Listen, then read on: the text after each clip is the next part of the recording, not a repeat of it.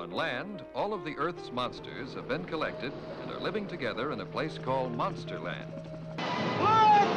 You fools, you're in danger! They're here already! You're next! The views and opinions expressed do not necessarily reflect those of Access Fort Wayne, the Allen County Public Library, or any other supporting groups.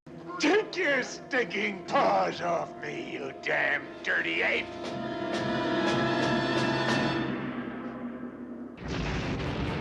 If you'd like to produce a show, call us at 260-421-1250.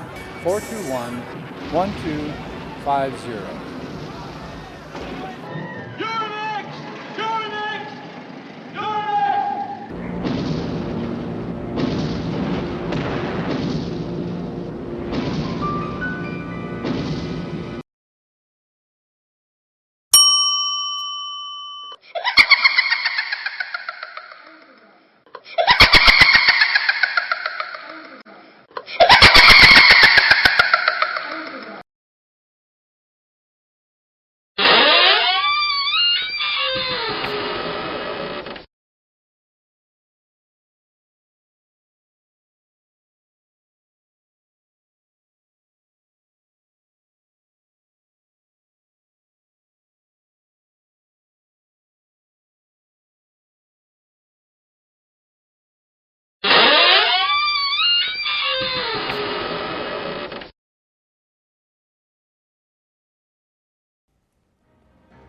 I see we have guests. Good evening, my children of the grave. I bid you welcome to the Haunted Hotel.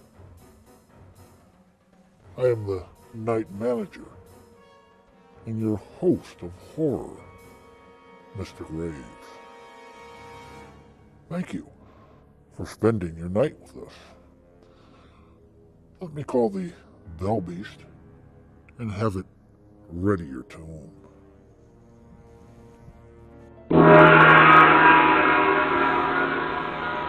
Fang? Number 13. Now, while Fang busies itself, making your tomb livable, come and join me for tonight's Dead Time story as we present to you The Atomic Submarine, starring Arthur Franz and Dick Foran. Several planes and ships have mysteriously been destroyed near the North Pole. The new atomic attack submarine, Tiger Shark, is dispatched to try to get to the bottom of these disasters. They find that an alien ship is responsible for them. But the life form that they encounter may be too powerful for even their newest weapons of technological destruction. Who will survive this epic battle? The alien or mankind? Let's find out. Now, why don't you pull up that tombstone, crawl into your grave blanket, and hold on tight to your ghoul friend. I'll lower the lights, and then begin tonight's Dead Time story, The Atomic Submarine.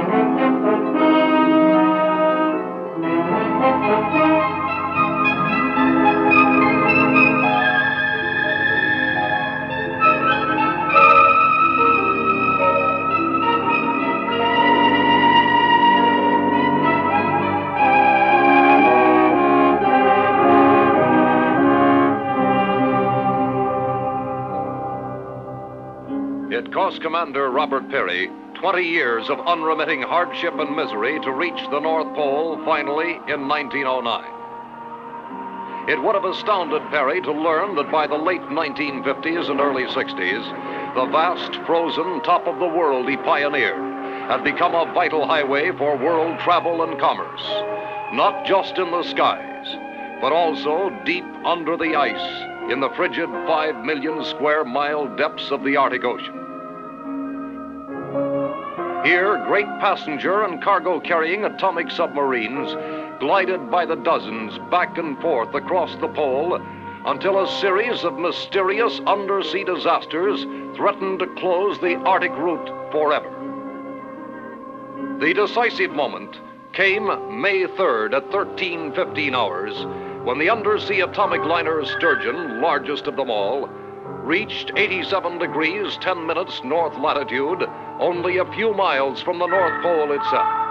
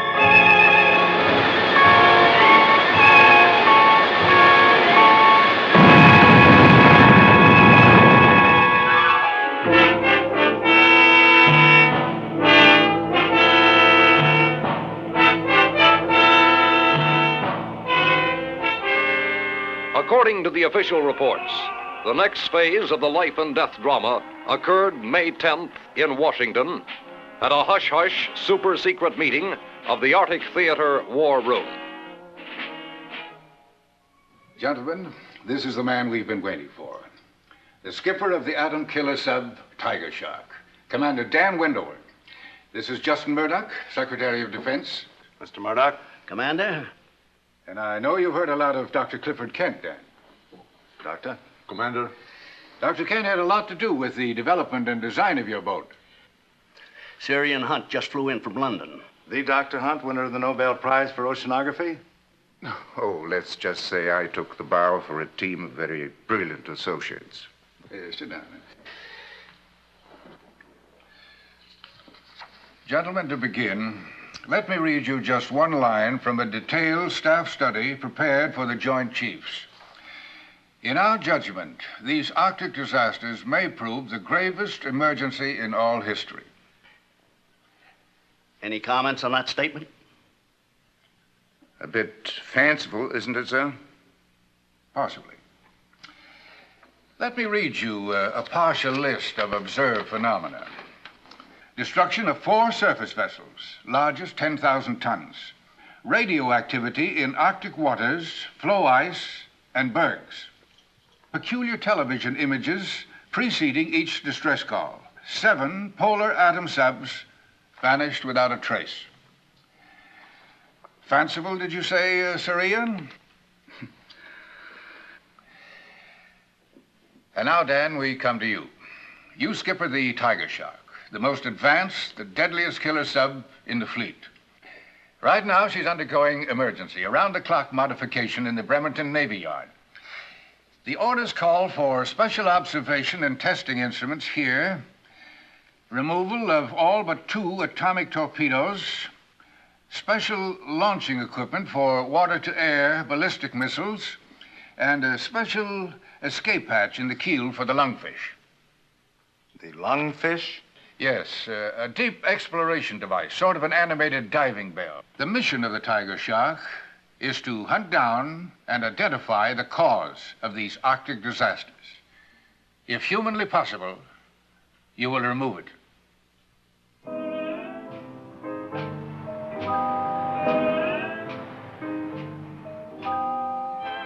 Not that I don't think Lieutenant Commander Holloway is the finest exec in the entire sub-fleet, Julie. And not that he isn't the best friend that I have. Come on, Dave. You talk too much. Now, be quiet, little mother. I feel behooved to warn you, our friend Reef is no less than the #1 howl in the entire sub-wolf pack. Nuclear-powered. And when it comes to women, well, he has got a built-in sonar detector that... Dave, you know you're exaggerating, old buddy. You know it? Yes, you are. You know, on most boats, a certain loyalty exists between the exec and his navigation and firing officer. But in the case of Lieutenant David Milburn of the Tiger Shark and myself... But she's a nice girl.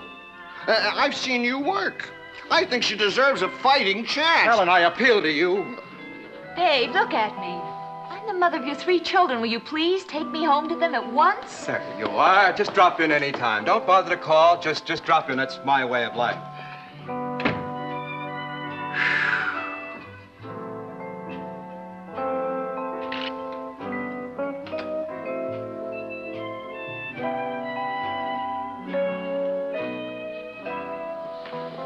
Dave is exaggerating, you know. I mean, a man spends 3 months in a deep freeze. It'd take his whole leave just to thaw him out. By that time, he's ready to report back. It won't take me long to defrost. Not around you.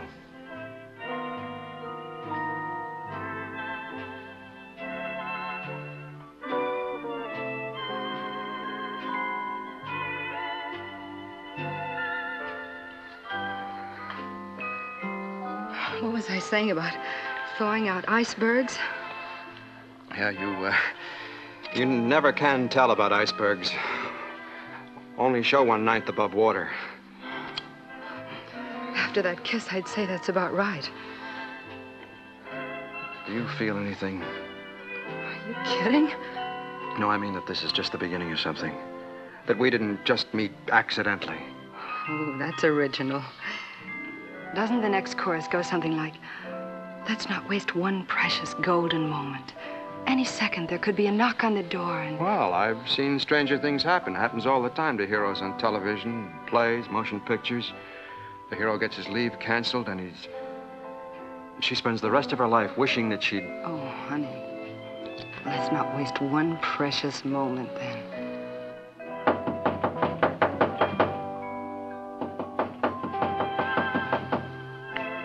What's that pounding? Need I say more?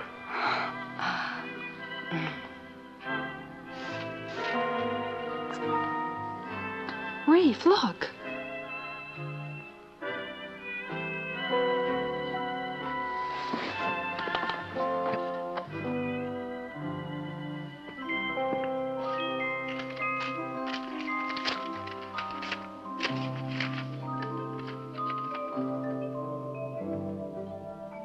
Oh, no. What's wrong? What is it? Oh, no.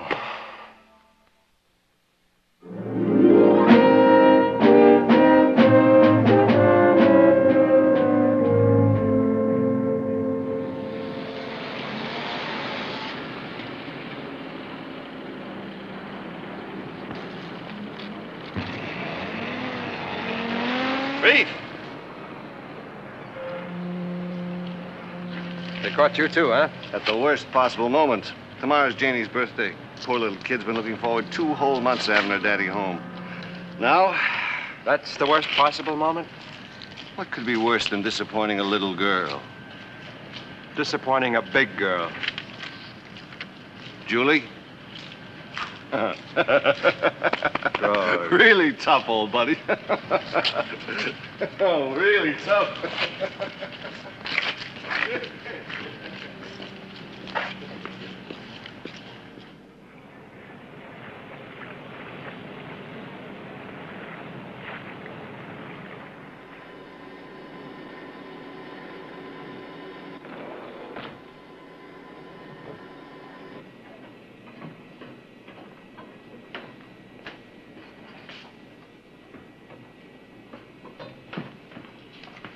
Skipper, I thought you were going to Washington. I did. Just got back.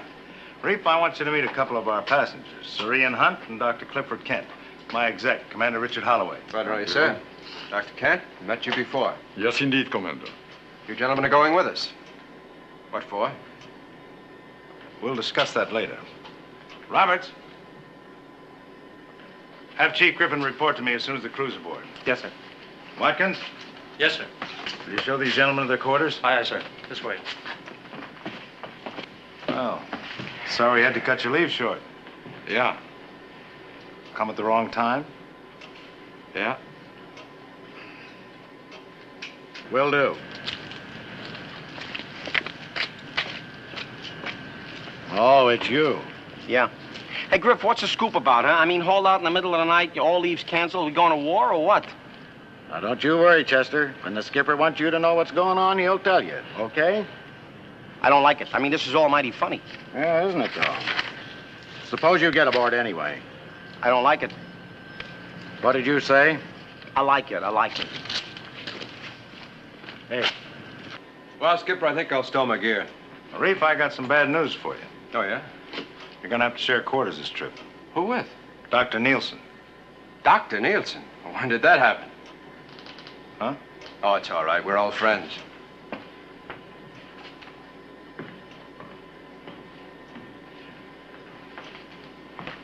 Dave, stand by to shove off as soon as Griff reports the crew aboard. Right, Skipper. Wow, looks like we're going to share quarters, Skipper. Been a long... Carl. You? Oh, of course. I should have suspected when I heard that doctor. I thought it was your father. He was supposed to be. Dad had a heart attack 2 days ago. He what? It was mild. It'll be all right, but it was out of the question his coming along. And they thought you could replace the skipper, huh? Well, there was no choice. Dad and I developed the lungfish together. Except for him, I'm the only one qualified to dive in it. You could have trained somebody else. Not in 2 days. Look, do you think I wanted to come? If it didn't mean so much to Dad proving his depth explorer, I certainly wouldn't be here. That I can believe.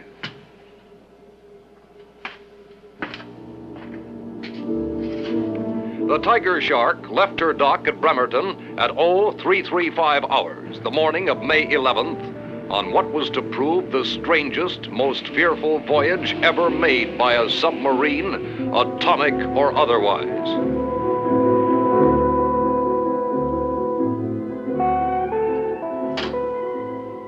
Simultaneously with the Shark's departure and with his crew still in the dark concerning their secret, fateful mission, Skipper Wendover made the first notation in the log.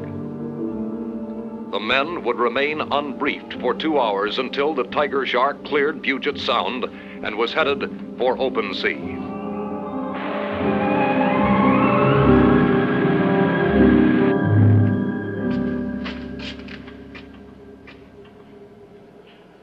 Who the devil belongs to this gear?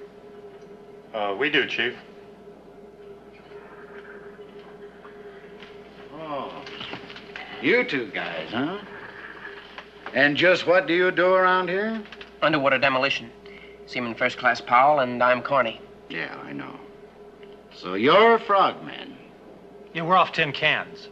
We've looked the pig boat over from fore to aft, but can't seem to find an empty locker to store our stuff in. An empty locker? In a sub? Are you kidding? This whole deal is making less and less sense to me. What are frogmen doing aboard the Tiger Shark? Following orders, like everyone else in the Navy.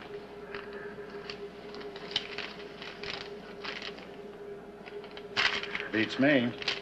But orders are orders. Yeah, well, in the meantime, where do you want us to stash these gizmos? Come on.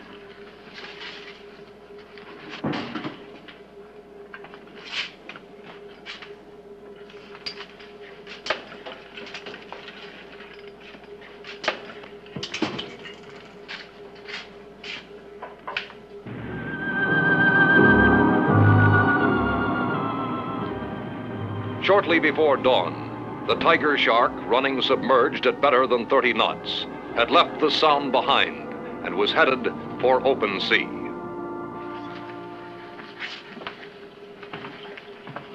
Here are orders, Reef. Look them over while I fill in the crew.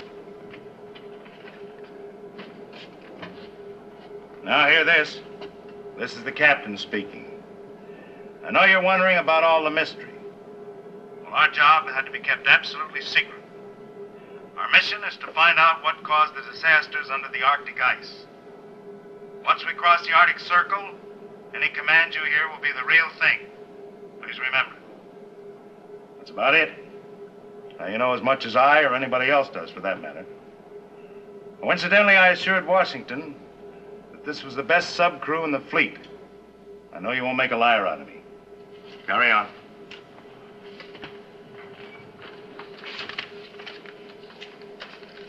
That's it.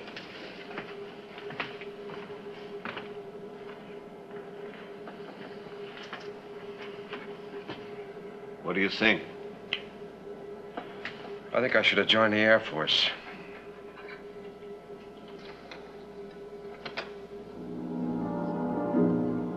A week later, the Tiger Shark was still running due north at cruising speed.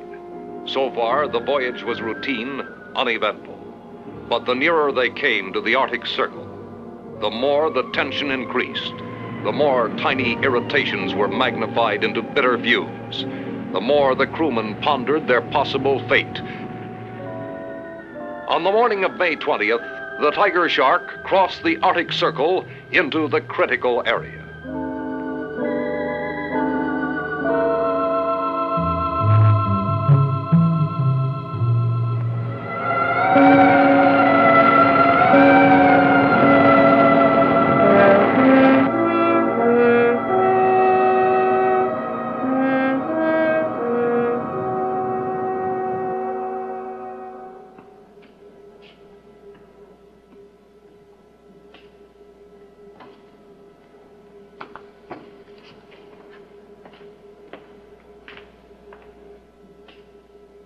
You're always asking me why I stay up, bachelor. There goes one of the best reasons I can think of. Huh? Yeah. I might have a son like that. I don't get it. What goes with you two? I guess his father, Skipper Nielsen, retired before you enrolled at the academy, didn't he? I guess. One of the finest men and officers alive. A real hero in the best sense of the word. World War II. Taught engineering and design at the academy. Fought like a demon for atomic subs.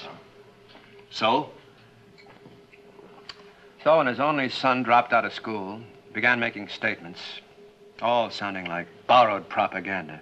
Ban the atomic test, junk the nuclear subs, spend the military budget for peace. Well, it just about broke the old man's heart.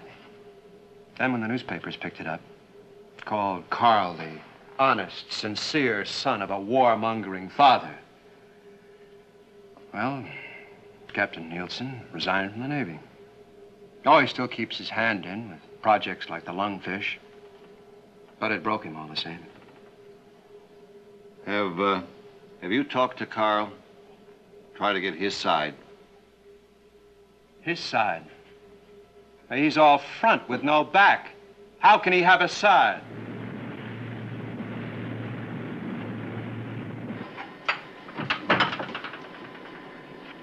Either of you men seen Dr. Nielsen? He's in here, sir.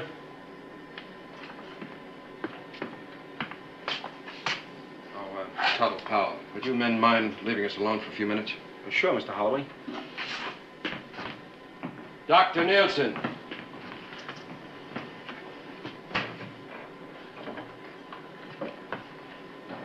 What is it? You are out. This came for you. My father? Dead? No, as a matter of fact, he's a lot better. Just got out of the hospital.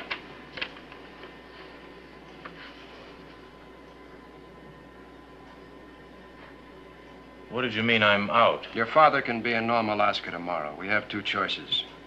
We can ask them to bring him out by helicopter and take you off, or we can put the Shark back into Nome. You trade school boys are all alike, aren't you? Anybody who doesn't think like a little gold-braided puppet is ipso facto a coward. You said it, I didn't. Well, wearing a uniform doesn't bestow an automatic monopoly on courage, Commander. It just so happens I'm not a coward, physical or mental.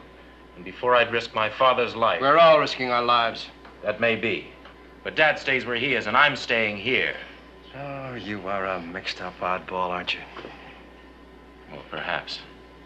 But the idea of willingly going to school to spend my life at a Paleozoic pastime that should have disappeared with the thunder lizards, I'm referring to war. That strikes me as the worst cowardice of all. Being spiritually yellow. You mean nothing's worth fighting for? Peace. The dignity of man, destiny of human spirit. Now, you show me a man who says you win these fighting wars, and I'll show you an idiot. Carl, you talk like so many young men I've known. You talk well. Literately, intelligently, even brilliantly sometimes.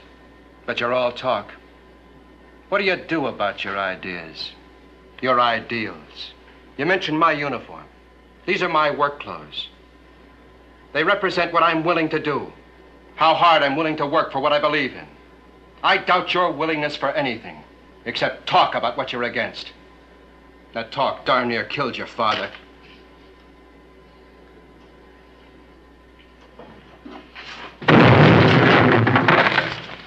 Mr. Holloway to the con, please.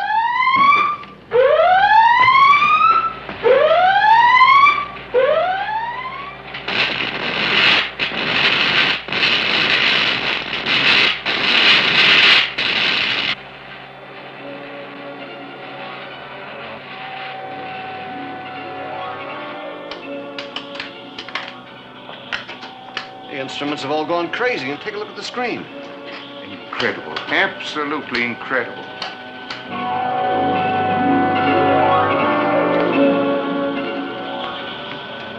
What hit us? Doesn't seem possible, but could it be an electric storm center? Underwater? High-intensity arcs will burn, submerge, and millions of volts discharge in random directions. Is there any way out of this? Seems all around. What about down? I don't know. Take her down. Maximum angle, maximum depth. Yes. Take her down. Maximum angle, maximum depth.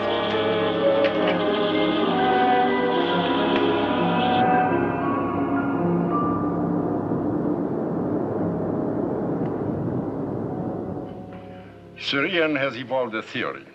At first, I wasn't about to buy it, but we have eliminated one by one every other logical explanation. It is rather fantastic.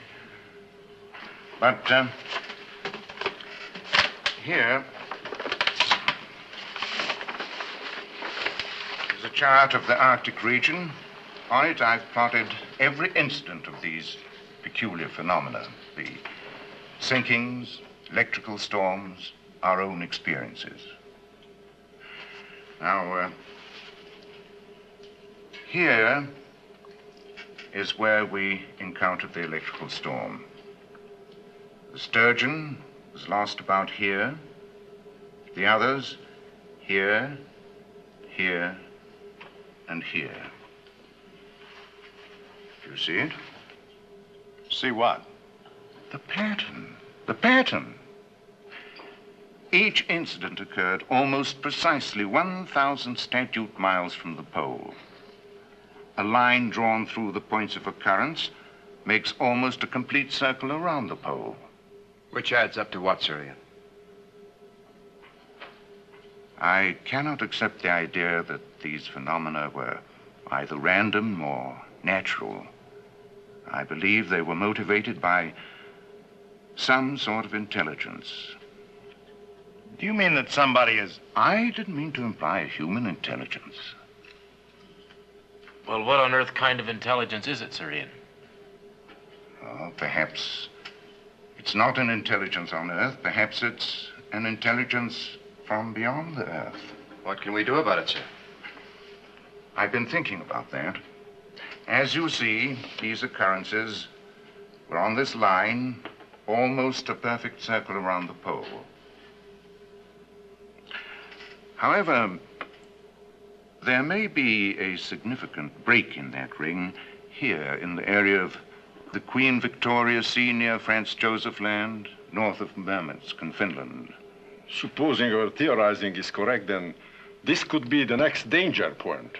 Yes, yes. But supposing we anticipated a little, supposing the tiger shark was lurking there, waiting. You could be right. We'll chart our course right straight across the pole to bring us here. The Queen Victoria's Sea. Your Dead Time story this evening was filmed by Gorham Pictures and released by Allied Artists Pictures Production on November 29th of 1958. This film inspired Irwin Allen to make not only his 1961 film Voyage to the Bottom of the Sea, starring Wilford Pidgeon and Robert Sterling, but also his 1964 television series, starring Richard Basehart and David Hiddleston. It was also remade as an episode for that series.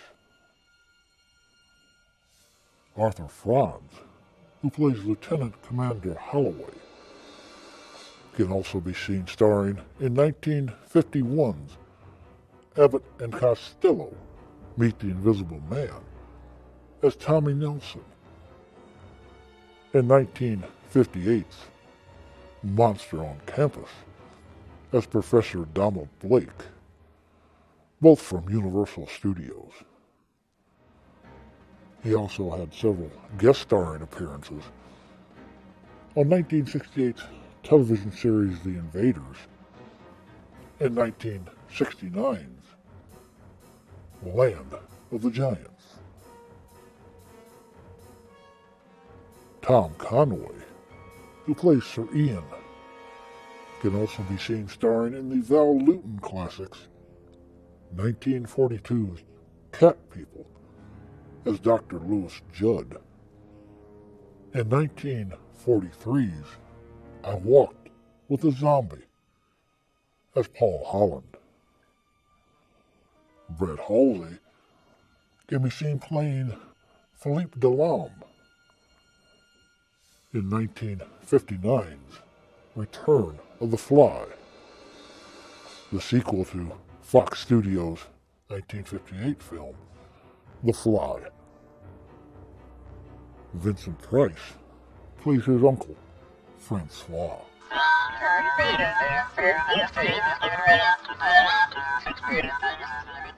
It's time for tonight's Monster Question.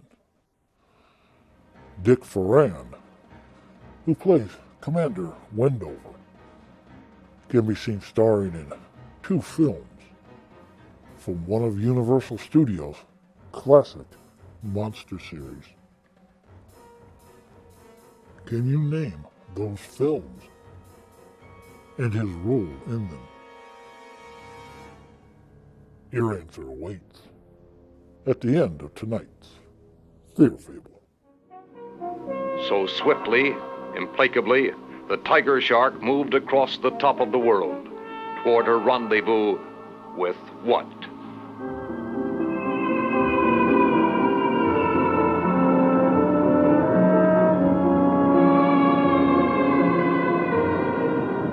We've been running due south along the 30th degree of longitude. By my reckoning, we should be about here, just short of our planned position.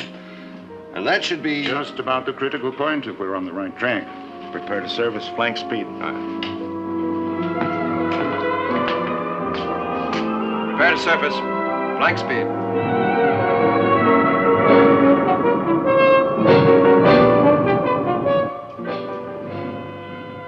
Mr. Melbourne, quick, look at this.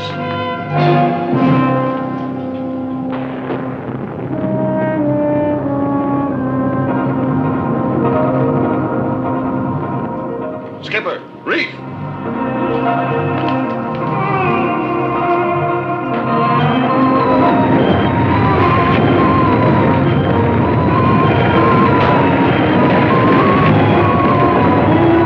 Those chunks of ice are coming right at us. Dive! Dive!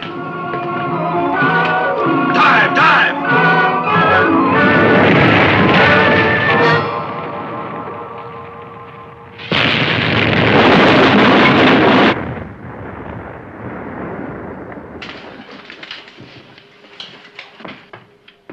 many extent of damage? After torpedo room, report.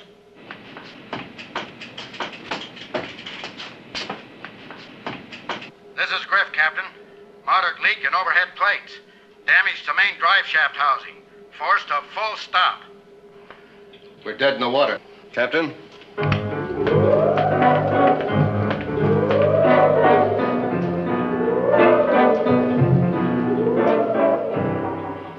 Whatever it is, it certainly can travel. Course and speed. Speed about 22 knots. Course due north. Directly toward the pole. Are you two flounders about set? We're ready. Now try and remember you're not going out to rehearse a water ballet. We need a damage report. I never should have volunteered. If I had enough sense, I would have... Hey, look out for the sharks, huh?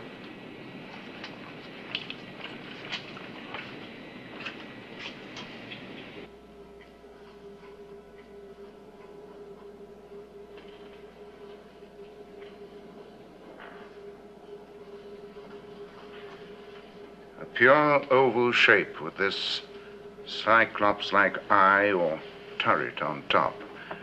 I'd estimate its diameter at, 300 feet. No discernible orifices. The eye of Cyclops. What did you say, Sir Ian? Just musing about our one-eyed adversary and the Homer legend. The Cyclops were the sons of heaven who forged the thunderbolts thrown by Zeus. Our own Cyclops throws quite a thunderbolt itself.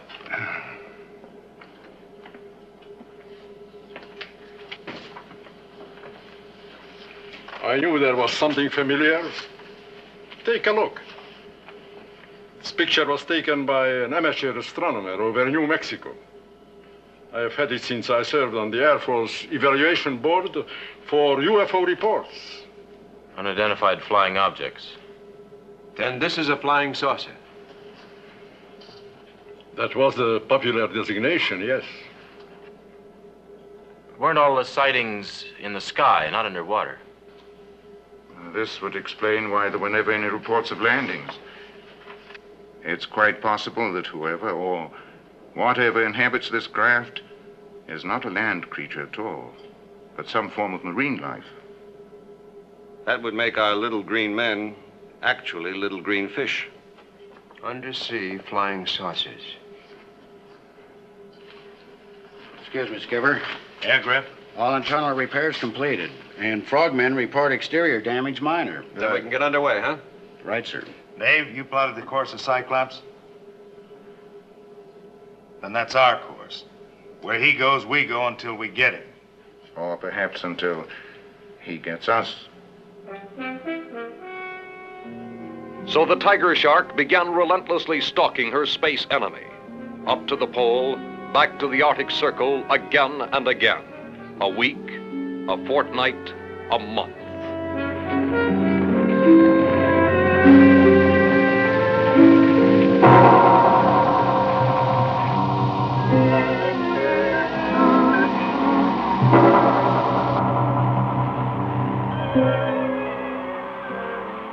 Never a glimpse of their enemy, but there were reports. New disasters, new ships and lives lost.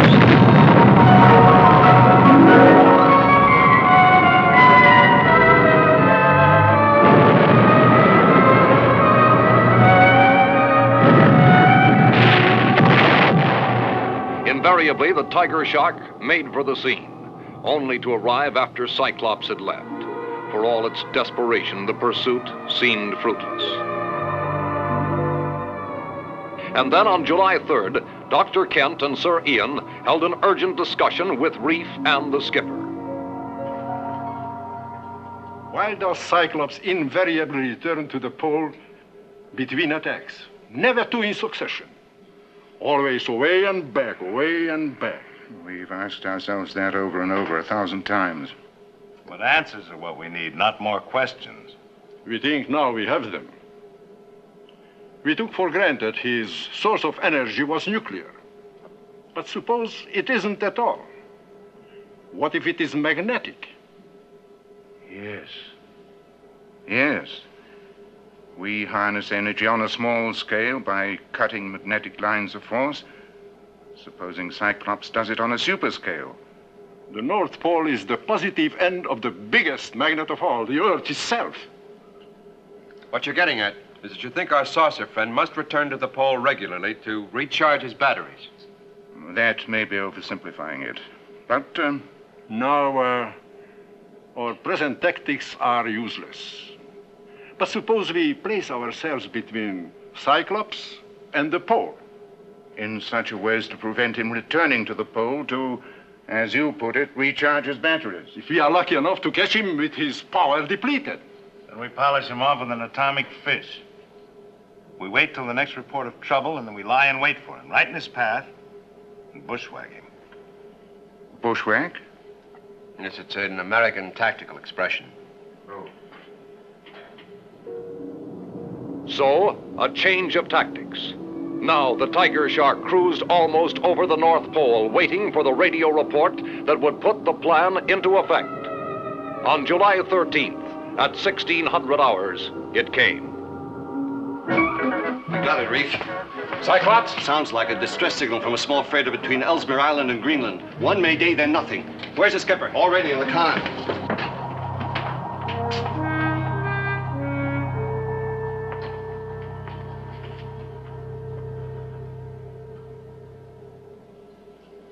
We're here. Right? This is where Cyclops knocked off the freighter. This is the way he has to head for home, the pole.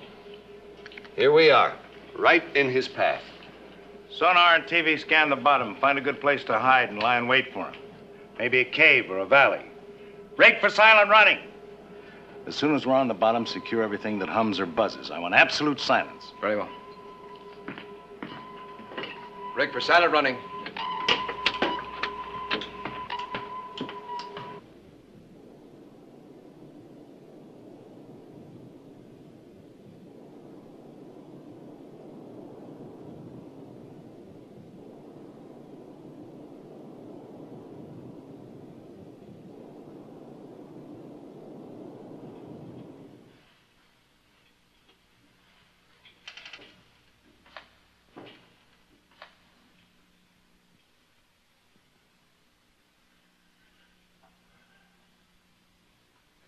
Hour upon hour, the Tiger Shark lay in its deep six ambush.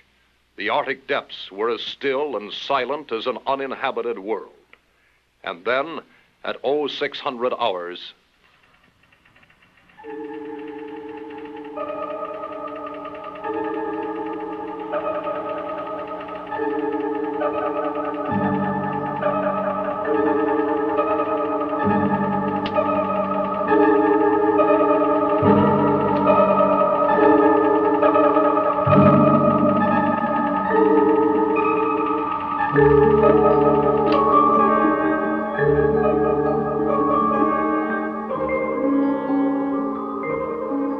Skipper, Dr. Kent. What is it? That's him. Has to be. Range 22 miles.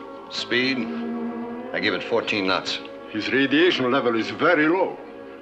That would confirm our theory about having to return to the pole. Better be correct. Give me a setup on the TDC, range about 7 miles.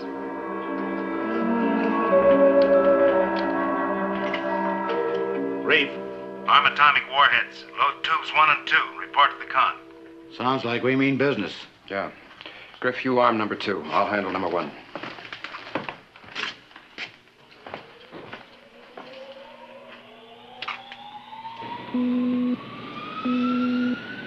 Load 1 and 2. Open outer doors. Stand by for action.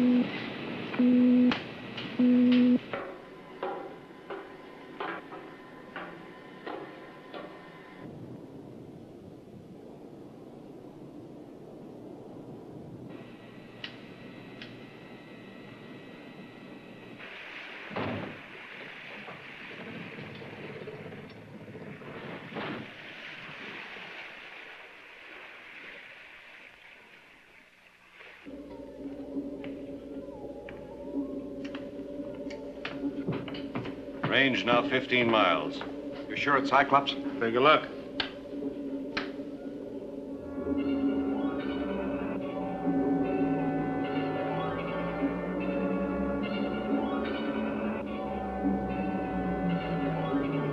Range 14.5 miles. Griff to skipper. Tubes 1 and 2 loaded. Outer doors open, ready to fire.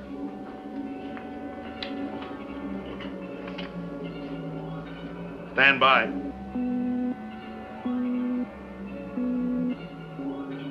Range 8 miles.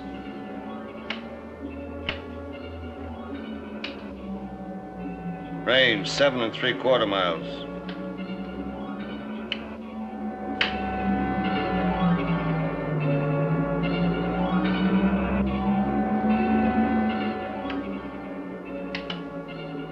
Zero, minus 10, 9, 8, 7, 6, 5, 4, 3, 2, 1. Target 0. Fire 1.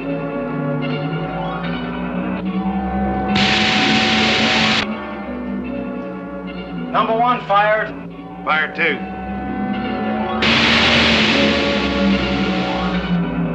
Number 2 fired.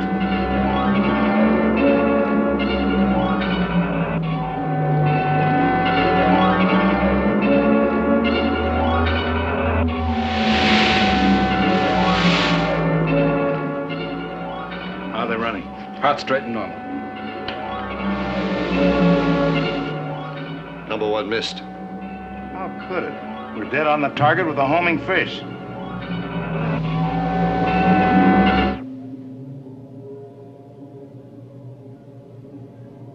What's that? A massive jelly-like stuff came out of the thing and caught our torpedo. It must function like a degaussing field. We never get a torpedo through that. Maybe not a torpedo. Blow all main ballast tanks. Reactor room stand by. As soon as we're off the bottom, I want all ahead flank.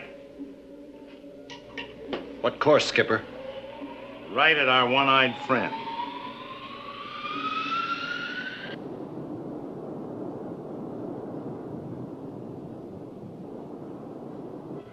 Right at him? That's what I said. But what can we accomplish? We can ram him. You've weighed the consequences, Captain. The lives involved. Doctor, I've weighed the destruction that the Cyclops has done already and what it'll do in the future unless we stop him right now. There must be some other means. What other means? If the tiger shark can't stop him, no power on Earth can.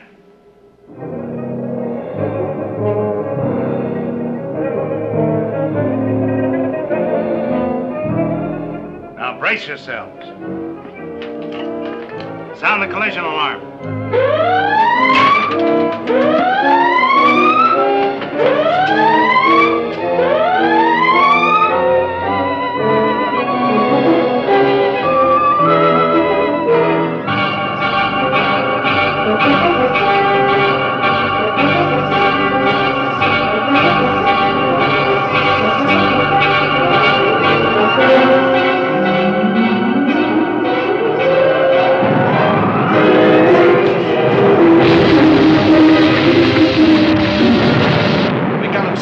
Drove right into him.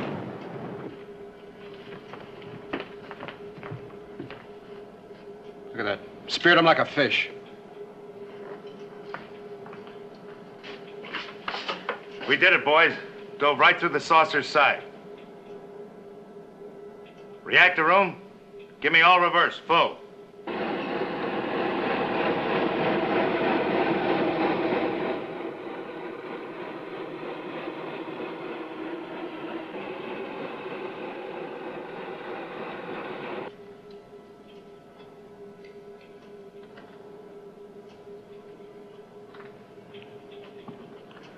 We're stuck tight.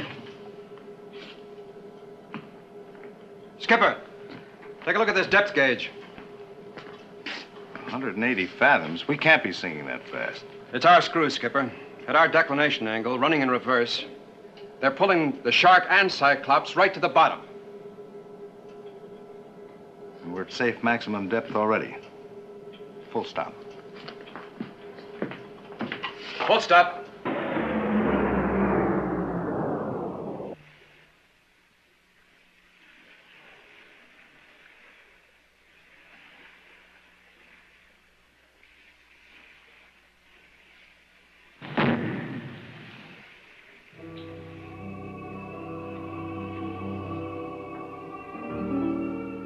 Hours later, the two Titanic craft were still locked together in an apparent death grip.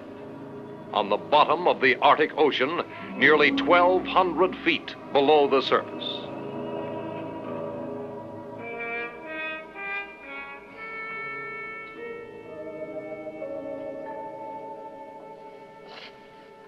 Well, anybody got any ideas? Anything's better than lying here. Suppose there's some kind of atmosphere inside the Cyclops. What do you mean? Well, maybe we could get inside the saucer. We could use our torches to cut the shark loose. That's all very well, young man. How would one go about getting inside Cyclops? Through the eye, using the depth explorer. Yes. The Explorer was built to operate at even greater depths. Yeah, but suppose there isn't any atmosphere inside the saucer. Well, then the idea's no good, but we're no worse off than we are now. You gotta let us try, Skipper. Us? Reef and I could take the Explorer down, clamp it out of the eye. No. You can't, but I can. I can deliver you to the eye. Then you... A little out of your line, isn't it? Why don't you stay aboard and make a speech? Maybe you could get them to ban flying saucers. Listen, Holloway. However our ideas disagree, I've said before, I'm not a coward.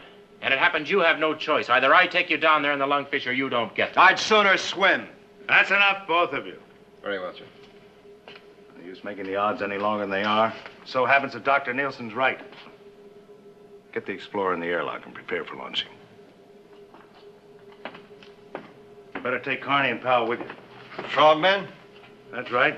Their underwater experience might make them invaluable. You'll need sidearms. Sidearms?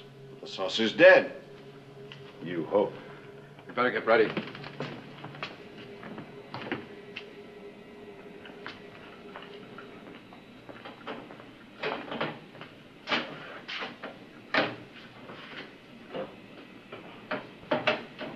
Girls, you go everywhere I go. All right, Carl, there's still time. Want to show me how? Get in.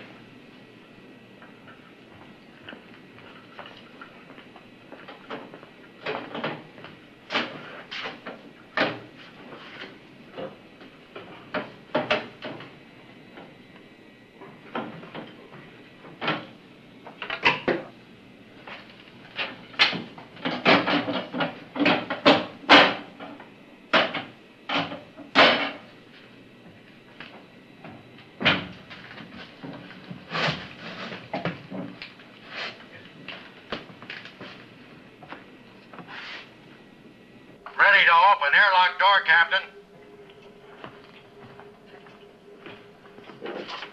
Go ahead, Griff.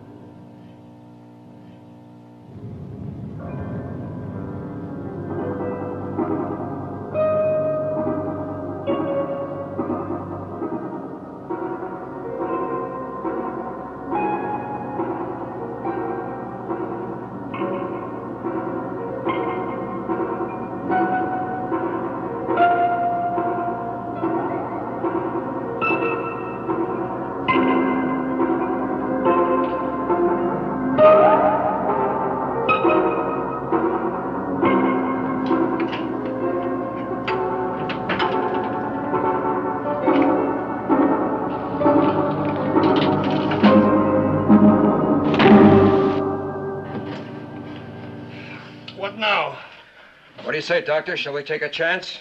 That's what we came for. Well, you all stay here. I'm going to take a look inside. Not alone, you're not.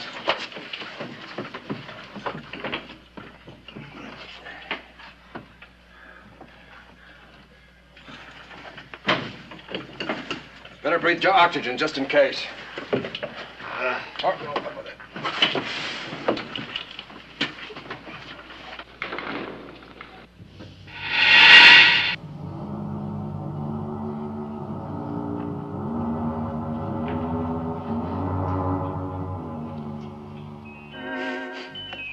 Air.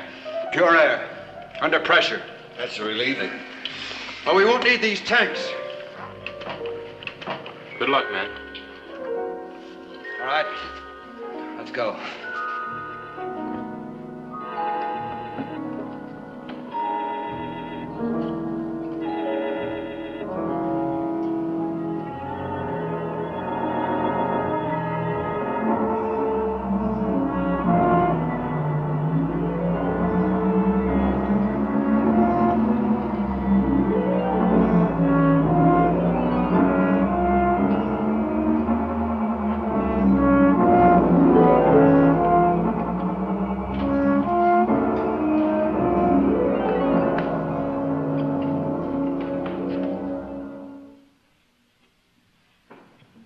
Ball drove through her, but she sealed herself right up. Yeah. There's our problem. The saw teeth of the ram are caught in the brake. Now, if we can cut it away, the shark can pull herself loose. I think you're right. Powell, go back to Dr. Nielsen. Tell him to report to the skipper. All right, let's get to work.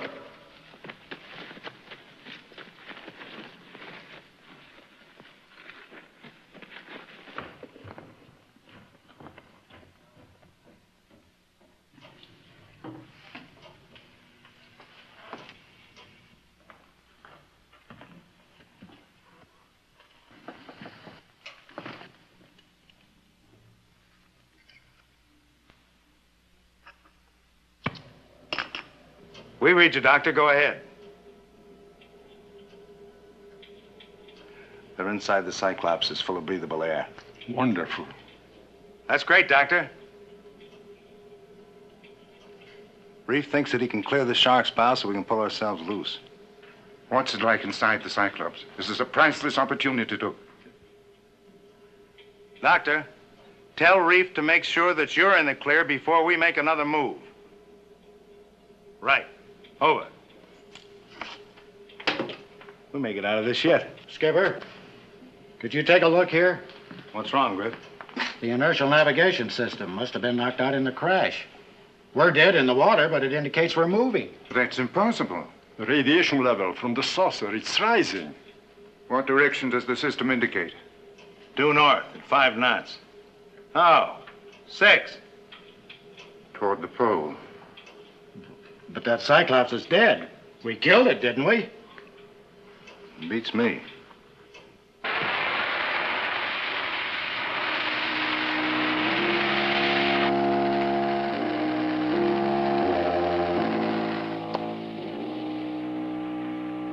Dave. Yeah? You hear anything? I don't hear anything. You've been down here too long. You better go topside and rest. Strange you don't hear it.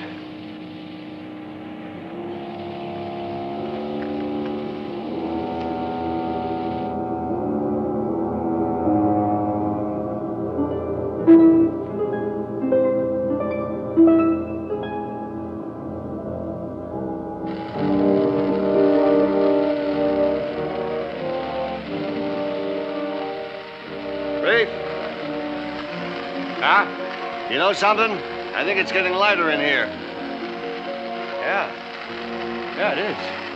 If I didn't know better, I'd swear we were moving. Now, let's get back to work, and maybe we will be soon.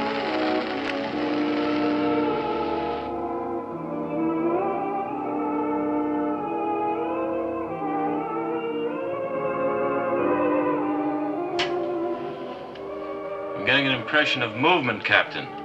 Is that possible? We get the same reaction up here. How they're feeling it down below? The radiation level constantly rising. As we near the pole. It's got to be an explanation. I think there is. I believe our friend Cyclops is returning to life.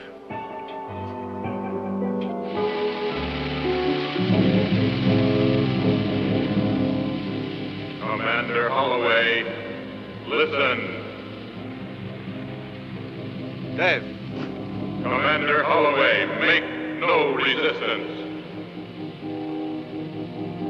Did you hear it? That sound again?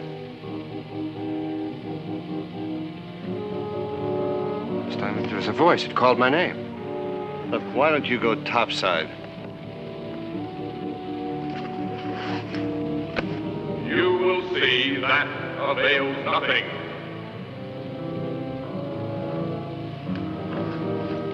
Where do you think the sound was coming from? Down there somewhere.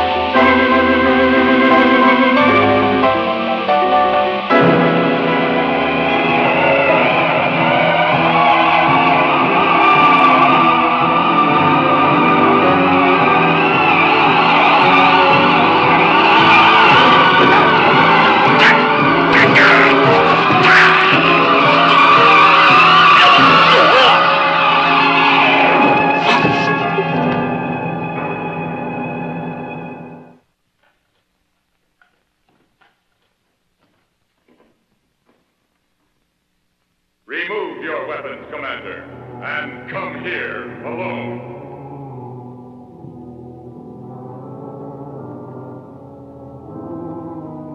Come where? To me, here. That voice again?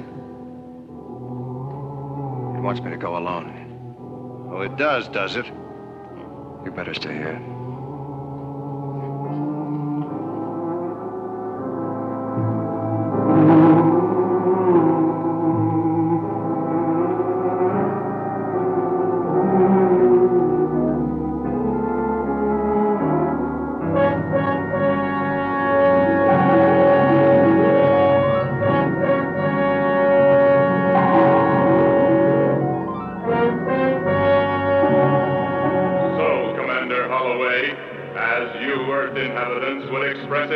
We meet face to face. That's a face?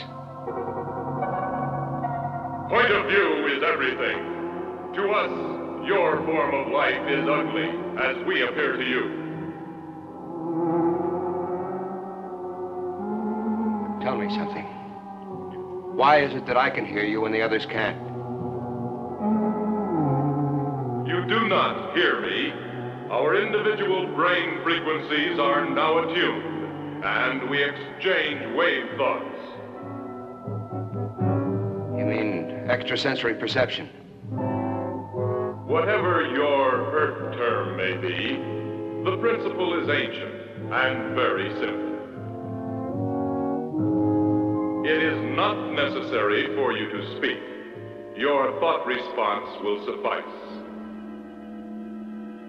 My mission is to study various solar systems and planets. Select the most suitable for colonization. For horrors like yourself? Of course. It may interest you to know I have visited hundreds of other worlds, and of all of them, your Earth seems most suitable.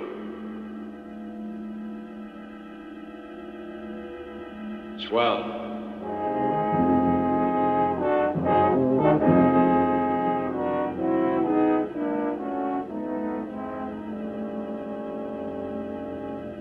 Your friend was to remain where he was. He did. I am afraid not. Dave, what's going on in here, lad? What? Stand away from him, Commander. He wants you back. So this is your headquarters. Well, you've sunk your last ship, you...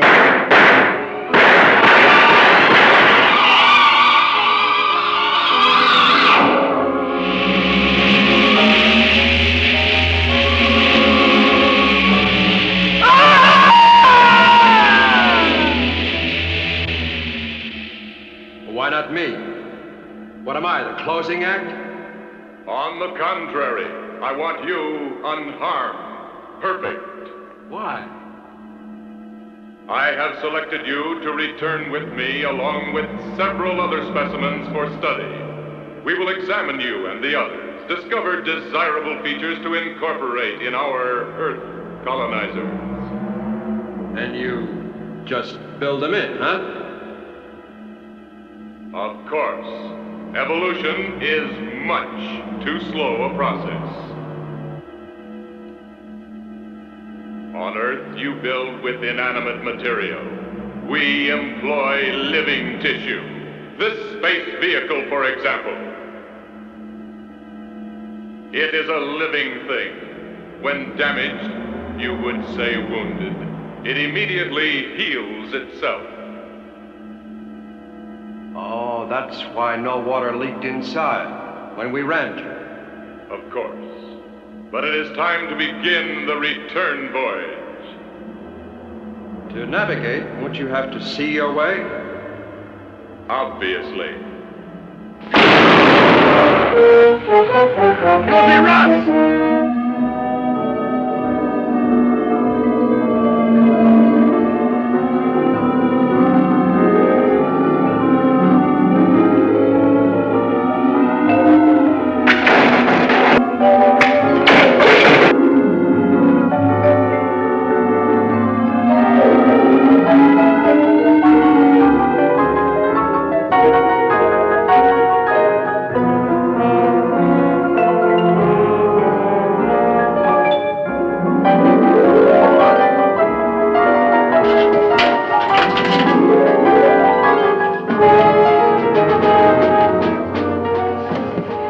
Back to the shark, right now. What about Dave and the others? Fortunes of war!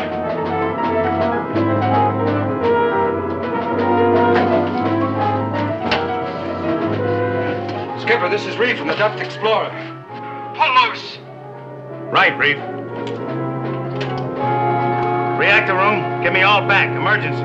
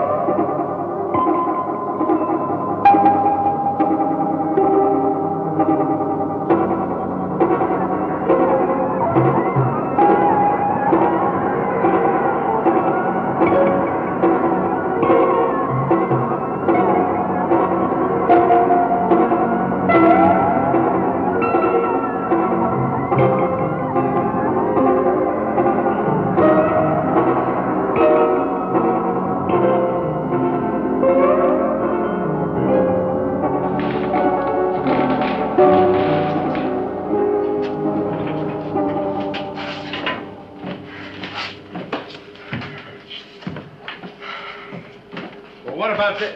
Skipper, we didn't kill it. And if that thing ever gets back to where it came from, the Earth is doomed and everybody on it.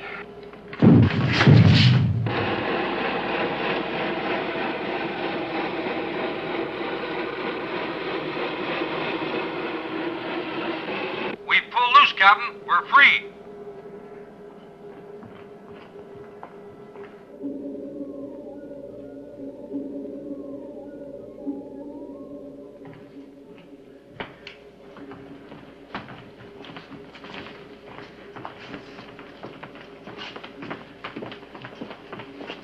There it goes. Headed straight for the pole. 50 knots. Nothing we can do. Excuse me, Captain. There may be one last desperate chance. What's that? It's possible I could adapt one of the torpedo guidance systems to the ICBM, so it would home on the saucer when he rises from the pole. What about the time? Cyclops will have to linger at the pole to recharge its power banks. That's worth a chance. Reef, take over as navigator and see if you can find us an air hole in the ice. Let's go. Very well. Adapt a complicated guidance system to a huge ballistic rocket. Convert it to a water-to-air interceptor missile. It was foolish. It was insane. It was fantastic. But it was their only hope. And the Earth's only hope. Ready? Ready as we can be. I'll report to the skipper.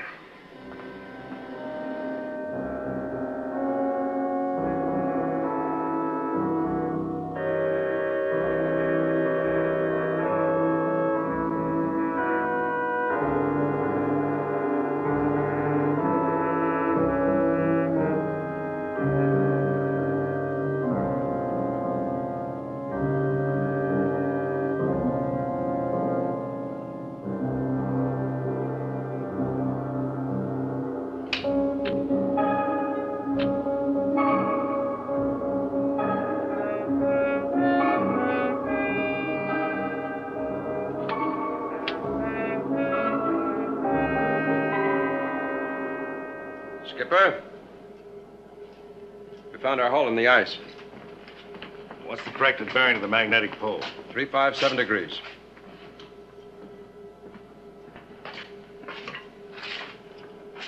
Prepare the ICBM for firing.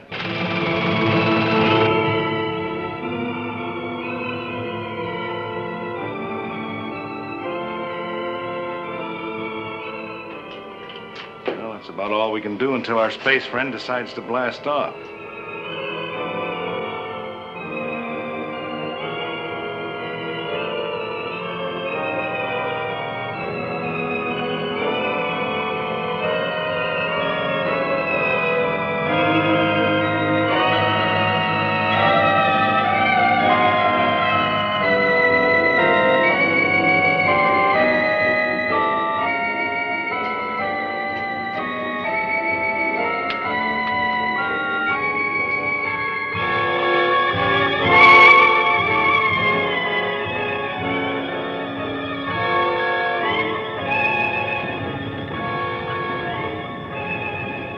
Skipper, I think it's...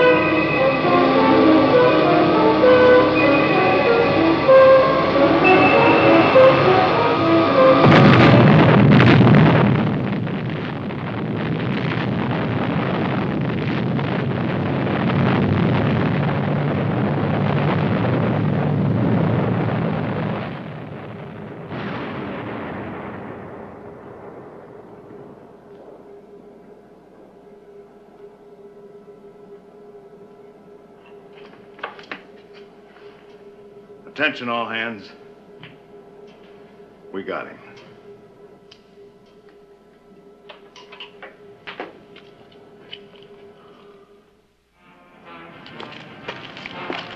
Cigarette? Oh, they're so remote, the stars. Cold, beautiful. Now I wonder. Yeah? Which is the one? The one we have to worry about.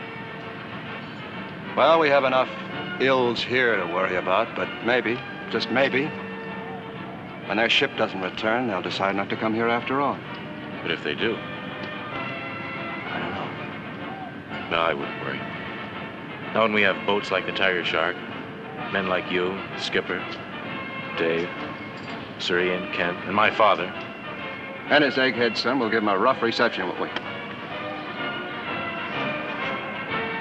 You know, I think I lost my little black book on that lousy thing.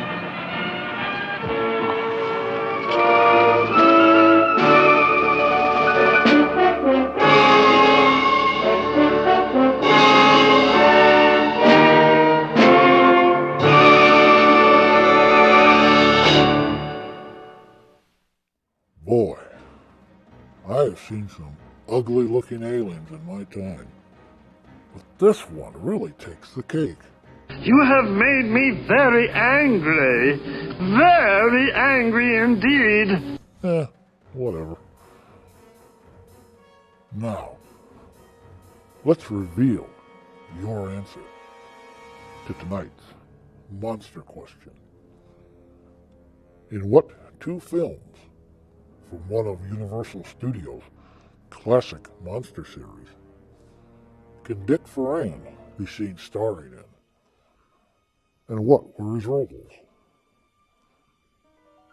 It was the Mummy series. He played archaeologist Dr. Stephen Banning. First in 1940's The Mummy's Hand, with Tom Tyler starring as the Mummy Chorus. He then reprises that role for the next film in the series, The Mummy's Tomb, with Lon Chaney Jr. taking over the part from Tyler.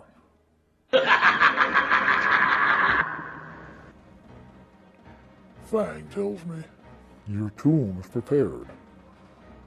But before you go slinking off to your own frightmares, let's see what terrors are lurking for you here on your next stay at the Haunted Hotel.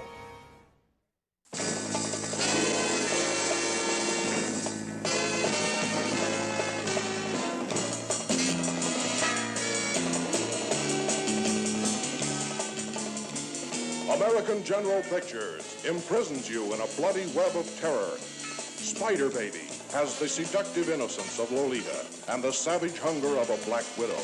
Spider Baby will give you nightmares forever. No man that loves her lives to love another. Her sweet kisses engulf you in a bloody web of horror. Spider Baby will thrill you, then kill you. Starring Spider Baby and Lon Chaney.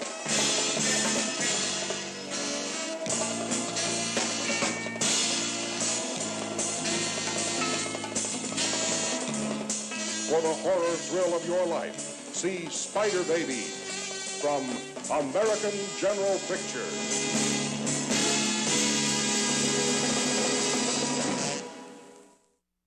Spider Baby. Your next Dead Time story. Be sure to make your reservation. And please like the Haunted Hotel on Facebook. Until then, I bid you good night and rest in peace.